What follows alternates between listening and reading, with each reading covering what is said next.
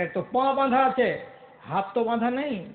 ওই দুশ্মনদের ছেলেটাকে চট করে কোলে উঠিয়ে নিয়েছে, আর চট করে উঠিয়ে নিয়ে ফুলের শিশুটাকে আদর করতে লেগেছে মাথা নেড়ে নেড়ে। আর যখনই এরকম করে ওই বাচ্চাটাকে কোলে তুলে নেওয়া, ওর মা, ওর মুখ শুকিয়ে গেছে, ওর বুক শুকিয়ে গেছে। হায় আল্লাহ, দুশ্মনের হাতে ছেলে পড়ে গেল, এখন তো ওই লোকটা আমার ছেলেটাকে মেরে শেষ করে দেবে। দৌড়ে দৌড়ে বাপকে ডাকছে, ওর মাকে ডাকছে, ওর দাদাকে ডাকছে, ওর হাই কি করলাম, হাই কি করলাম, আমার ছেলেটা দুশ্মনের হাতে পড়ে গেল। 11টার সময় তোমরা যে লোকটাকে মার্ডার করবে, সেই লোকটা এখন আমার দুধের বাচ্চাটাকে যদি মেরে দেয় তাহলে কি করার আছে? ওরা হাঁপাতে হাঁপাতে 4-5 জন লোক ওখান থেকে বলছে, ও ভাই, ও ভাই, বাচ্চা ছেলেটাকে ছেড়ে দাও, বাচ্চা ছেলেটাকে ছেড়ে দাও। ঈমান কাকে বলে? এই সাহাবী এই বাচ্চার মাকে বলছে, তুমি কি মনে করছো আমার মোজ দাড়িগুলো বড় ছিল তার জন্য তোমাদের কাছে একটা খুর চেয়ে নিয়েছি, যে মরবো তো বড় বড় গোয়ালের মোচ নিয়ে মরবো না, মুখটাকে পরিষ্কার করে মরবো, এই জন্য তোমাদের কাছ থেকে চেয়ে নিয়েছিলাম একটা খুর। আর এই খুর নিয়ে আমি আমার মুখটাকে সাফ করে নিয়েছি, আর সেই খুরখান এখন আমার হাতে আছে, আর তোমাদের বাচ্চা আমার কোলে আছে। তোমরা মনে মনে ভাবছো যে তোমাদের বাচ্চাকে হাতে পেয়েছি তো আমি খুর চালিয়ে তোমাদের বেটার গলাকে কেটে দুখান করে দেবো, বদলা চুকিয়ে নিব। আল্লাহর কসম খেয়ে বলছি, এইরকম ভুল আমি করব না। কেন ভুল করব না? মুমিন কোনোদিন ফাঁকিবাজ হয় না, মুমিন কোনোদিন ফাঁকি কাউকে দেয় না। আর কেউ যদি মুমিনকে ফাঁকি দেয় তো দ্বিতীয়বার ওই রাস্তা দিয়ে মুমিন যায় না। কাজে তোমার বাচ্চাটা ফুলের বাচ্চা, দুধের শিশু, তার কোনো অপরাধ নেই, তোমরা আমাকে মারবে সেটা তোমাদের ব্যাপার।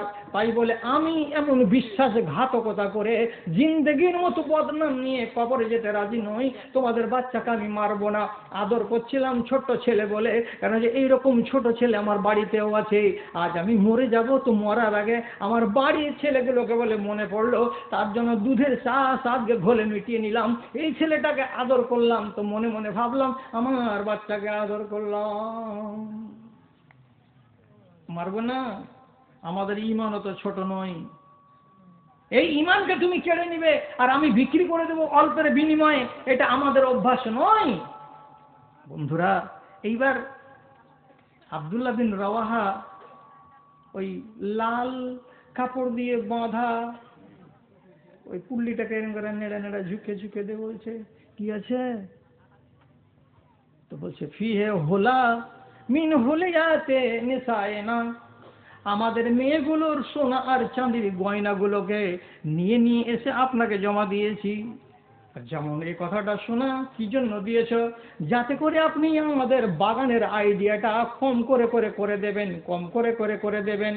যখনই এই কথাটা শুনতে পাওয়া আব্দুল্লাহ বিন রাওয়াহা বলছেন, সোনা দিয়ে আমার ঈমানটাকে কিনে নিতে চাইছো, চাঁদি দিয়ে আমার ঈমানটাকে কিনে নিতে চাইছো। আমি আমার ঈমানটাকে মজবুত করেছি, বাপ দাদা মুশরিক ছিল, সেখান থেকে আমি উঠে এসে আমি আগুন থেকে বাঁচাবার জন্য ইসলামের ছায়াতলে এসেছি। আর তোমরা এই সোনাগুলো দিয়ে আবার আমাকে তোমরা ওই জাহান্নামের আগুনের দিকে ডেকে নিয়ে যাচ্ছ। এত বড় অন্যায় আমি করতে পারবো না, তোমরা এই সোনাগুলো এখান থেকে নিয়ে যাও। আর আমি সোনার বদলে আমার সিদ্ধান্তকে পাল্টাতে পারবো না, যেটা আমার নজরে আসবে আমি সেটাই লিখবো, আর সেটাই লিখে দিয়ে তোমাকে কাগজ ধরিয়ে দিয়ে চলে যাব। এইভাবে আমি ঈমানের সওদা তোমাদের সাথে করতে পারবো না। একটা সোনার চেন নিলেন না, একটা। ওই ঈমান আছে? এইরকম মানুষ কি আর খুঁজে পাবো? পাই না। একটা কথা বলতে হয় না, কিন্তু আজ বলবো না বলে আমার মন যেন তৃপ্তি পাচ্ছে না। আমি বলবো, আজ বলে দিচ্ছি। তাহলে এই আল্লাহ আমাকে যতখানি সচ্ছল করেছেন, হতে পারে, জানি না আমি, হতে পারে এর থেকে আমি হয়তো আরো ধনী হতাম, কিংবা হতে পারে এর থেকে আরো গরিব হয়ে যেতাম। কিন্তু আমার জীবনে কি ঘটনা ঘটেছিল, আমি 1983 সালে যখন মদিনা গেলাম, আপনারা জানেন এই দেশ থেকে আমি একটা গেছিলাম আর জুলুর রহমান গেছিল। তো মদিনা মসজিদের বাইরে টিনের ছাউনির তলাতে ছোট ছোট আলমারি লাগানো আছে, সব এক গাদা করে কোরআন রাখা আছে। কোরআনগুলোকে সব নাও আর পড়ো আর মুখস্থি করো। ইউনিভার্সিটির ছাত্রদের জন্য নিয়ম ছিল প্রত্যেক বছর 3 পারা করে মুখস্থ করতে হবে। ওইখানে বসে বসে মুখস্থি করি, এশারের নামাজ পড়ি, আর ইউনিভার্সিটি চলে আসি 11 কিলোমিটার দূরে, সরকারি বাসে আসি বিনা পয়সাতে, রোজ যাই রোজ আসি, এটা নিয়ম ছিল। এক জায়গাতে বসে বসে কোরআন পড়ছি। বয়স হয়ে গেলে মানুষের কোরআন মুখস্থ থাকে না, এটা জেনে রাখেন। বয়স হয়ে গেলে মানুষের কোরআন মুখস্থ থাকে না, পালিয়ে যায়। করছি কষ্ট করে করছি। আমার সিটের পার্শ্বে একটা সৌদিয়ান লোক এলো, একটা এত বড় একটা ব্যাগটা ওই পিতলের আলমারিতে রেখে দিয়ে নামাজ পড়তে লাগলো। 2-4 রাকাত নামাজ পড়লো। 15-20 মিনিট পর ওইখান থেকে ব্যাগটাকে রেখে দিই, চলো। আমি মনে মনে বলছি, আজ কোরআন মুখস্থ করা আর হবে না। এই ব্যাগ যে রেখে দিয়ে চলে গেল, তো লোকটা কই, লোকটা কই, লোকটা কই, লোকটা কই। এসে আজান হয়ে গেল, আজান নামাজ পড়লাম, তারপরেও লোকটা আসে না, লোকটা আসে না।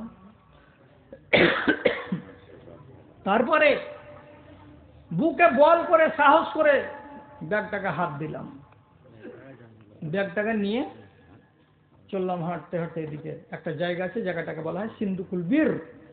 নিয়ম হলো কি, কাবার এলাকায়, মদিনা মসজিদের এলাকায় কোনো কিছু যদি আপনি পড়ে পান, তো খবরদার বিনা সাক্ষীতে উঠাবেন না, নাহলে হাত কেটে নেবে সৌদি সরকার। বিনা সাক্ষীতে উঠাবে না। আমি উঠালাম, আর উঠিয়ে নিয়ে খালি চেনটা যদি টেনে দেখছি, তো ওরে সুবহান আল্লাহ, খালি গিজগিজ গিজগিজ করছে নোটে।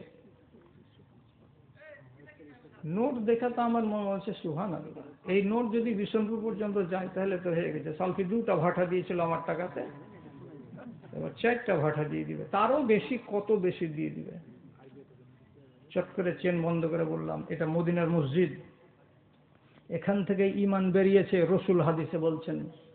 আবার এখানেই ঈমান অস্ট্রেলিয়া হয়ে, ইন্দোনেশিয়া হয়ে, মালয়েশিয়া হয়ে, বাংলাদেশ হয়ে, ভারত হয়ে, পাকিস্তান হয়ে, ইরান হয়ে চলে যাবে আবার মদিনাতে।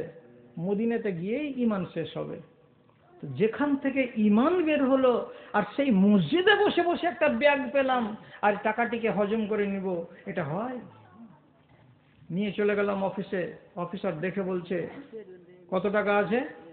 সোজা বললাম, মা আদরি, আমি জানি না। তুমি দেখোনি গুনে? যে না, দেখিনি গুনে।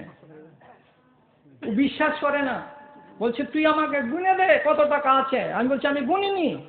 ওইখানে বসে বসে 3 জনে মিলে টাকা গুনলাম, রিয়াল 72,000 রিয়াল। 72,000 রিয়াল কতটি হয়? তখনকার দিনে পেতাম আমরা 500 রিয়াল করে। ওরই গরম থামা যাচ্ছিল না। আর কতটি আছে? 72,000 রিয়াল। খুশি মনে লিখে নিল, আমার নাম্বারটা নিয়ে নিল, অ্যাড্রেসটা নিয়ে নিল, নিয়ে আমাকে বলল যা। ঈমান বেচতে যদি ইচ্ছা করেন, যে জায়গাতেই যাবেন সেখানে ঈমান বেচার জন্য জায়গা আছে। রাস্তা চলতে চলতে আপনি ঈমান বেচে দিবেন, আপনার ঈমান চলে যাবে। খালি নিজেকে বাঁচান যে ঈমান আসা যেমন সহজ, তেমন ঈমান চলে যাওয়া সহজ। আর যদি মানতে না চান, তাহলে আপনাকে একটাই শেষ কথা বলি, ইমাম শাফি রহমাতুল্লাহ আলাইহি প্রচন্ড ব্রিলিয়ান্ট আলেম ছিলেন, প্রচন্ড ব্রিলিয়ান্ট আলেম ছিলেন। উনি একদিন খাতা বগল করে দেবে, বই বগল করে দেবে, চলে যাচ্ছেন ওস্তাদের কাছে পড়তে। তো পড়তে যখন যাচ্ছেন, তো আগে আগে একটা বেটি ছেলে হাঁটছে। যখন আগে আগে একটা মেয়ে ছেলে হাঁটছে, একটা সাবালক বেটা ছেলে নিজেকে কতক্ষণ লুকিয়ে রাখবে? উনি নিজে বলছেন।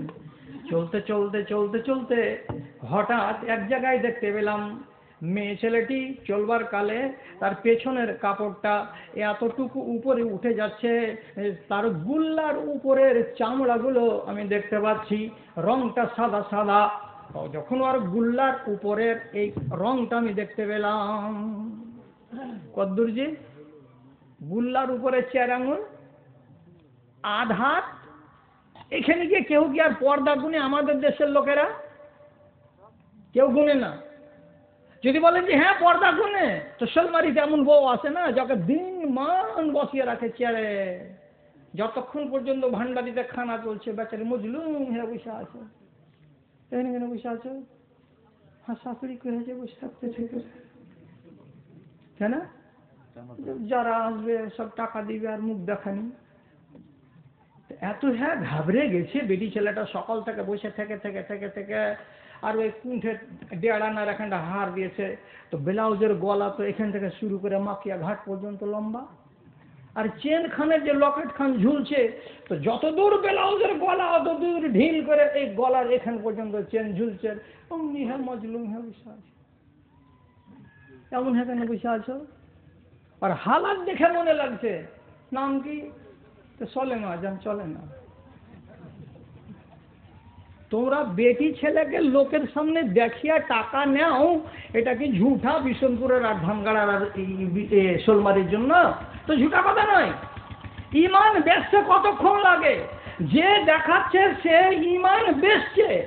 কোনোদিন ঘরের চেরাককে গলিতে আনতে নেই, না তো পোকা বেশি হবে, চেরাক নিভিয়ে যাবে। তুমি বউ করে নিয়ে আসলে আর দেখাচ্ছ তুমি গ্রামের চোর ছাচ্ছর মুচি ধুবি চামারকে, বেঈমানকে, শয়তানকে। এই বেঈমান শয়তানদের কাউরি যদি মনে বসে যায় যে শালা তুই কত জিনিস ভালো পেয়ে গেছিস বে, বলে যদি ফোন নাম্বার আর একদিন লিয়া যদি হিসাব কিতাব লাগিয়ে দেয় তো তোর দুর্গতিটা হবে না। মানা আছে, আর যেটা মানা আছে সেটা আমি করব। যে দেখাচ্ছে সে ইমান বেচছে, আর যারা দেখছে তারা ইমান বেচছে। ইমাম শাফি রহমাতুল্লাহ আলাইহি কতখানি দেখলেন, উনি নিজে বলছেন যে আমি ওই মেয়ে ছেলেটির গুল্লার দিক থেকে মোটামুটি 4 থেকে 6 আঙুল উপরের এই পিছনের চামড়াগুলোকে আমি দেখতে পেলাম। দেখলে তো কি হলো? করছে আমার নজরটা ওদিকে একবার নয়, 2 বার নয়, 3 বার করে চলে গেল। কেন? যে ওই গুল্লার উপরের চামড়াটা মেয়ে ছেলেটির সাদা সাদা, আমাকে দেখতে বড্ড ভালো লাগলো। ওস্তাদের কাছে এসে বসেছে, 6-7টা হাদিস বয়ান করা হয়েছে, তো মগজ খালি উস্কো উস্কো উস্কো উস্কো করছে। আর দিয়ে বলছে মাওলানা কথা থাকছে না এই মাথাতে। কিসের লে কথা থাকে না? আল্লাহ তাআলা আপনার চেতনার সাথে 3টা জিনিসকে লিংক করে রেখেছেন। আপনার ভাবনার সাথে 3টা জিনিসকে লিংক। লিংক মানে কি? ওই 3টা জিনিস যেমনি ওখানে কেউ হাত লাগাবে সঙ্গে সঙ্গে ব্রেন ওকে সংকেত করবে। লিংক কিসে কিসে আছে? চোখে, আরেকটা কিসে? কানে, আরেকটা কিসে? হাত পায়ে। যদি কোনো একটা মেয়ে ছেলের গায়ে এরকম খালি হাত আপনার লেগে যায়, সঙ্গে সঙ্গে চেতনা জেগে উঠবে। কার হাত? হ্যাঁ বেটি ছেলের হাত। মগজকে বলবে বেটি ছেলের হাত, মগজ বলবে কাজ আগে বাড়া। ফেতনাতে পড়ে গেলেন। চেতনা জাগলো, কাজ আগে কর, আপনাকে বলবে আগে কর। ইবলিশির চেতনা তখন জেগে গেল, আপনি কাজ আগে করতে যাবেন। কেমন আর কাজ আগে করব? যেভাবেই হোক, হুড়ের টাইম, বাসে বসে আছো, ঠেলাঠেলি করছো, বাস একটু হিলছে, তুমি 2 আনা আরো হিলো এমনি করে। এটা কি হলো? এটা হলো শয়তানি।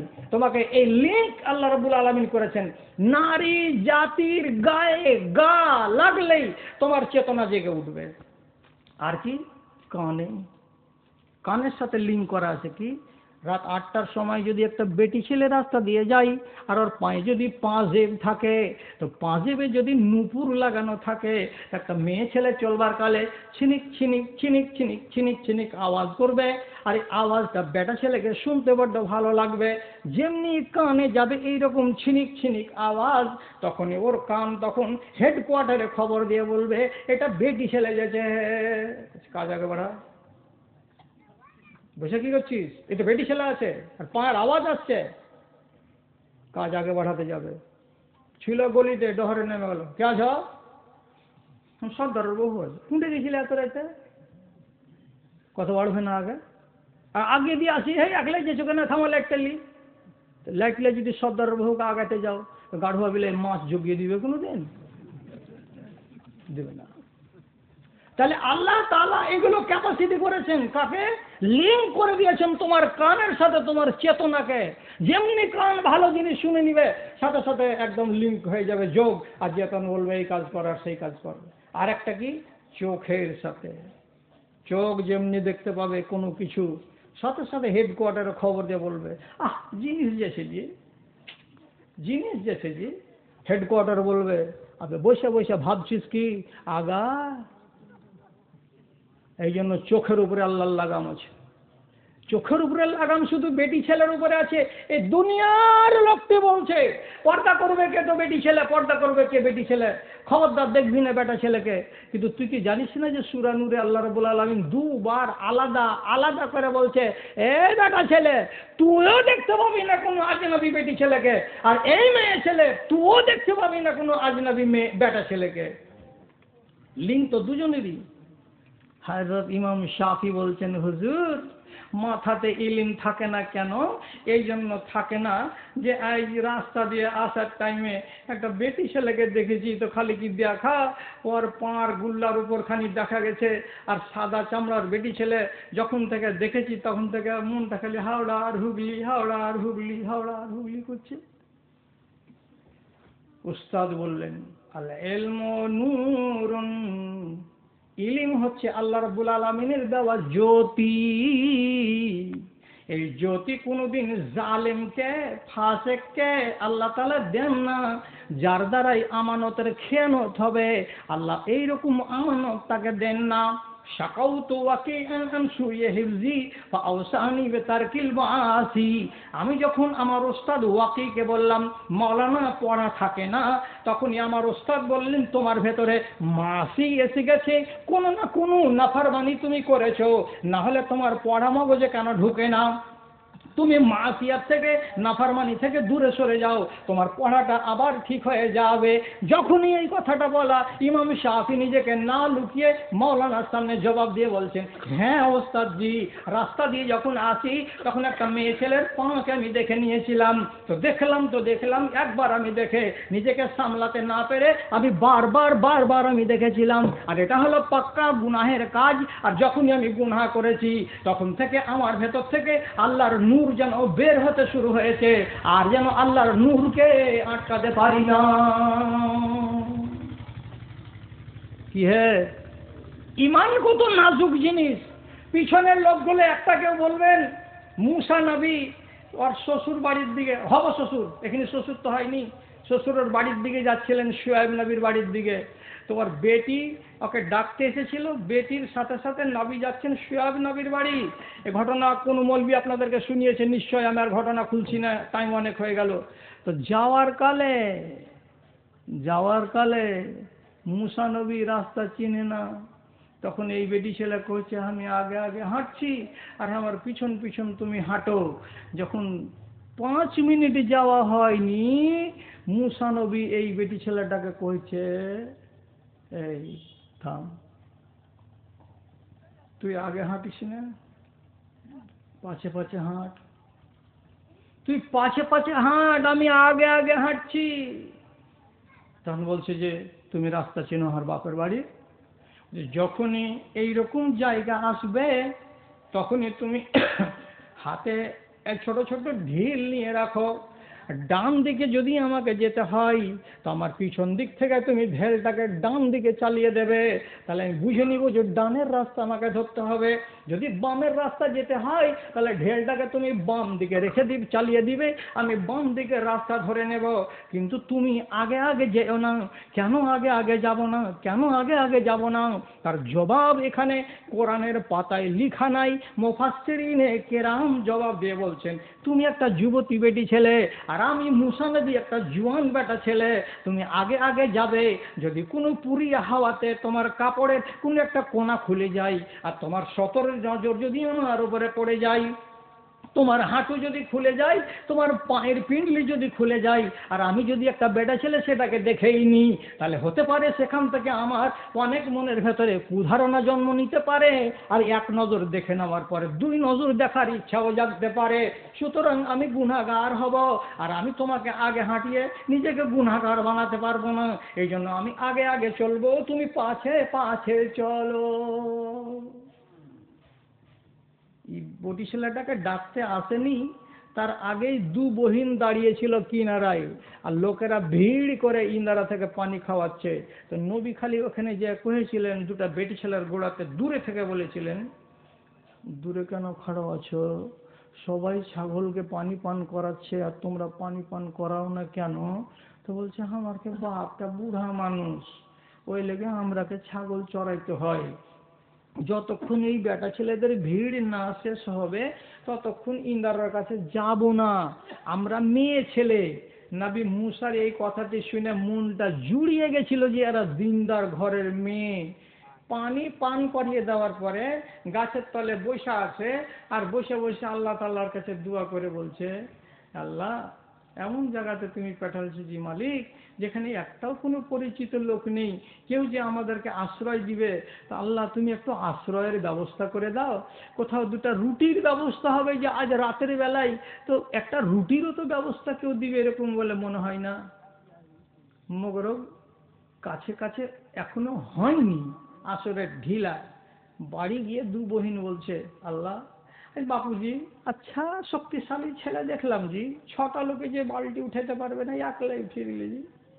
তারপরে কি করছে, আমিন, এত নেককার জি, আমানতদার জি, যে এত আমানতদার ছেলে জীবনে বাপ কলমে দেখিনি জি। বাপ করছে, যা ডেকে লিয়ে, যা ডেকে লিয়ে আসবে। ওকে যখন ডেকে নিয়ে এলো, তো এক বহিন এলো, আসবার বলে এক বোন, আর তখন ছিল 2 বোন। ডেকে যে নিয়ে যাচ্ছে, বাড়ি নিয়ে গেছে, বসে যাবে। তুমি কে?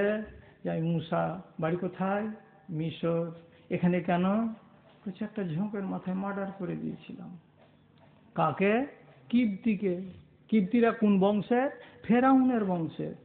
তুমি তো বানি ইসরায়েলি? যে হ্যাঁ। রে তুমি তো নবী। হ্যাঁ, ডরে না, ডরে না, ডরে না, আমি যে একটা নবী, আমার নাম শুয়াইব। তুমি আর আমি তো এদিক দিয়ে তো জেদ ভাই। ভয় করি না, ভয় করি না, থাকো এখানে থাকো। খেতেটাতে দেওয়া হলো। দেওয়ার পরই নবী শুয়াইব বলছেন, এক কাজ করো, হ্যাঁ 2টা বেটি আছে, একটা বেটিকে তুমি বিয়ে করে দাও। 8 বছর তোমাকে বকরি চড়িয়ে দিতে হবে আমার বাড়ি। করছো 20টা কে দিয়ে বিহা করা লোক তো বার হয়েছে। হ্যাঁ, 50 টাকা দিয়ে বিহা করা লোকের দিকে বার হয়েছে। শুয়াইব নবী কি বলছে, বেটি দিয়ে দেবে একটা মোহর, কি যে 8 বছর আমার বাড়ি বকরি চলাইতে হবে, এটাই মোহর। রাজি। বিয়া হয়ে গেল জি। মুসা নবী রাতের বেলায় দোয়া করছে, মালিক আল্লাহ, তোমার কাছে 2টো রুটি চাইলাম, তুমি আমাকে রুটিও দিলে, রুটি পাকানে ওয়ালিও দিলে। আমি রুটি চেয়েছিলাম, কিন্তু এটা তো বলিনি যে রুটিটা পাকাবে কে। তুমি আমাকে রুটিও দিলে, আর রুটিটা যে পাকাবে সেই বেটি ছেলেটাও দিলে। তোমার শুকরিয়া আদায় না করব তো কার শুকরিয়া আদায় করব? ছেড়ে দেন এদিক, এদিক বাদ। শুধু এইটুকু বলি, মুসা নবী বেটি ছেলেটাকে আগে হাঁটাইলেন না, পাশে পাশে হাঁটাইলেন। এখন যে মার বাড়ি থেকে সবকে বহুলিয়া আছে, তো শ্বশুরেরা আগে হাঁটে না পাশে হাঁটে? আগে আগে। বেটি ছেলে পিছে হাঁটে। আমাদের দেশে এটাই নিয়ম আছে যে বেটা ছেলে আগে আগে হাঁটতে, বেটি ছেলে পাশে পাশে। কত বেটি ছেলে দেখবে যে এত দূর পর্যন্ত ইব্রাহিমের বাড়ি পর্যন্ত চলে গেছে, শ্বশুর আর পাশে পড়েই আছে, অঢলের ভূঁয়ের কাছেই আছে। এটা মুসা নবীর সুন্নাত চলে আসছে সেই যুগ থেকে, আগে আগে যাবে না। তাহলে হযরতে মুসা আলাইহিস সালাতু ওয়াস সালামকে দেখলাম যে নাজুক ঈমানকে বাঁচাবার জন্য কতটুকু তিনি সতর্কতা অবলম্বন করলেন। আর হযরতে ইমাম শাফি রাহমাতুল্লাহ আলাইহি প্রকাশ্য বলে দিলেন যে আমার ঈমান আজকে উই পোকা লেগে গেছে, হুজুর এই ঘটনা ঘটে গেছে। তাহলে আপনি নিজে চিন্তা করুন তো যে ঈমান জিনিসটা কত নাজুক জিনিস। একে আপনি যদি ঠিকঠাক করে নিয়ে চলতে না পারেন, কোন তালে যে আপনার কাছ থেকে বেরিয়ে চলে যাবে আপনি দিশা করতে পারবেন না। অতএব আল্লাহর শরীয়তের কোন একটা আইনকে অবজ্ঞা করিয়েন না, অবহেলা করিয়েন না, আর অবহেলা করে নিজের বরবাদি ডেকে আনিয়েন না। আমি আপনাকে আর আমার মতো মৌলবীগুলো আপনাকে বছরের পর বছর ওয়াজ শোনাবে, আর আপনি বুড়া আঙুল দিয়ে থাকবেন যে তুই যত করে শোনাবি শোনা, আর মহবিলের বিয়ে আমি দিব তো 1.5 লাখ টাকার নিচে আমি দিব না। এই করলে কিন্তু ঈমান থাকবে না। আর আমি আজ পর্দার ওয়াজ করিনি, বেটি ছেলে একটু তোবা করো, এই পালিয়ে যাওয়ার সাধনাটা ছাড়ো। 2 ছেলের মা কেন পালাইবে, 3 ছেলের মা কেন পালাইবে, 1 ছেলের মা কেন পালাইবা, নিজের স্বামীকে ছেড়ে দিয়ে দেওয়ারের কেন তুমি পছন্দ করে নিবে? এগুলা কি জামানা চলে আসলো বর্তমান কালে? শুধু পর্দা না থাকার কারণে, আর শুধু পর্দা না থাকার কারণে, এবং শ্বশুর আর শাশুড়ি ওগুলো ওগুলো শ্বশুর আর শাশুড়ি আপনি শক্ত হতে পারেননি বলে আমাদের দেশে মেয়েদের ভেতরে বেপর্দাও বেড়ে চললো। আল্লাহ আমাদের সবারই ইমানের হেফাজত করুক, এইটা আপনাদের জন্য দোয়া রাখছি। আর তারপরে আপনি উঠেন, কিন্তু উঠতে গেলে আমার একটা কথা শুধু শুনেনি, এই যে একটা দোয়া করতে হবে আমাকে। এই দোয়াটাতে আপনি আল্লাহর হস্তে শরীক হন, আর শরীক হয়ে দোয়াটা দিয়ে তারপরে এখান থেকে আপনি যাবেন। এটা আপনার কাছে আমার আরমান, এটা আপনার কাছে আমার অভিমান। ঘড়িতে বাজছে এখন কটা? রাত 1টা। আমি স্টার্ট করেছি কয়টাতে? রাত 11:15টাতে। রাত 11:15টাতে।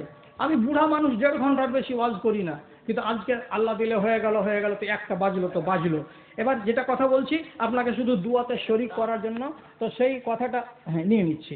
তা হলো এই যে আমার এক ভাই